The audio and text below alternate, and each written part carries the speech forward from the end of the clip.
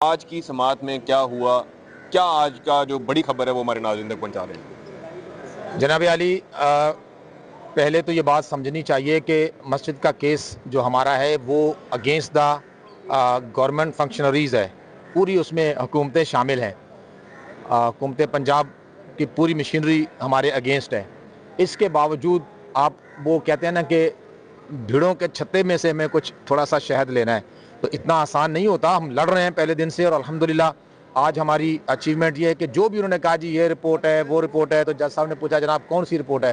کہہ لیں گے جی ڈسٹرکٹ انٹیلیجنس کمیٹی کی 14/10/2025 کی رپورٹ ہے. تو جج صاحب نے کہا تو اب تو بہت سارے حالات چینج ہو گئے ہیں، آپ اس رپورٹ پہ ابھی تک رلائی کر رہے ہیں. تو انہوں نے کہا احسان صاحب آپ کو میں وے آؤٹ دیتا ہوں ایک بڑا زبردست، اور کورٹ کی اپنی سجیشن تھی کہ آپ کو میں بھیجتا ہوں گورنمنٹ کے پاس، یعنی ہوم سیکرٹری کے پاس. وہ نئی رپورٹس طلب کرے گا، پورے پنجاب سے رپورٹ لے گا، آپ کو بھی سنے گا، اور سن کر آپ کا کوئی اس کا فیصلہ کرے گا کہ مسجد تو انڈیفینٹ پیریڈ کے لیے بند نہیں ہو سکتی، انشاءاللہ کھلے گی.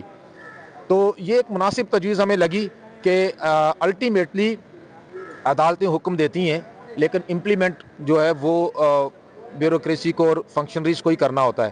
اور فنکشنریز اگر خود ایک فیصلہ کر لیتے ہیں، کوئی راہ نکلتی اچھی بہتر، تو میرا خیال ہے کہ اس میں کوئی حرج نہیں ہے.